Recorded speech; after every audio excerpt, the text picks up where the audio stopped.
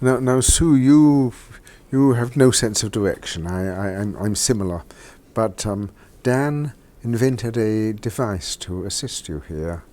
Yes, he did. So my husband, Dan, developed a device, this hat, to help me with my terrible sense of direction. So I think in part because I was cross-eyed all my life, I tended to focus on things very close and near and right in front of me. And I never developed a map sense.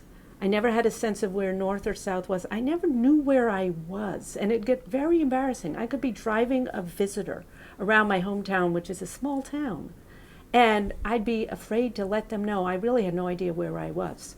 Because if I approached an intersection from a different point, from a different road or a different angle than I was used to, I was lost. So I wanted to learn north and south. How do people have this global sense? And as my vision changed and I had a more expansive sense of the world, now I wanted to take advantage of that and gain this sense. So my husband built me this hat. And inside the hat is a compass. If I have the hat on properly, when I turn north, the motor vibrates. Let's see if you can you hear it?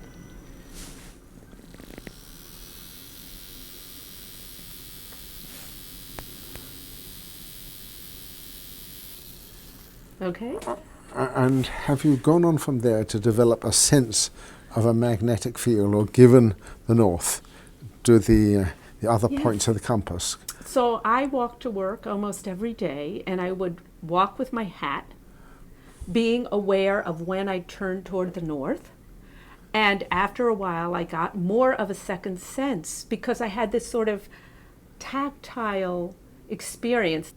And it got to the point where even if I didn't have the hat on, when I would head toward the library, I would sort of feel this buzzing in my hand, as if I was wearing the hat and holding the little motor in my hand. And I will point out to you that my husband bought me this hat a long time ago, and I never wore it because I thought it was too much hat for my head. So of course this is the hat he decided to put the whole device in. But in effect here you are getting a new sense. Yeah. It's partly a cognitive change. It's partly being aware that there is such a thing as north, but it's also partly this, and that is that north doesn't change. North is always in the same place while I am moving and I am changing. And in the past, I really never had that sense of stability that cognitively I knew north didn't change, but I never had that sense of it. And now it's as if, well, when I turn to the north, I buzz, or the motor buzzes. So there is this, I think it's a combination of a perceptual and cognitive awareness that's different from wearing the hat.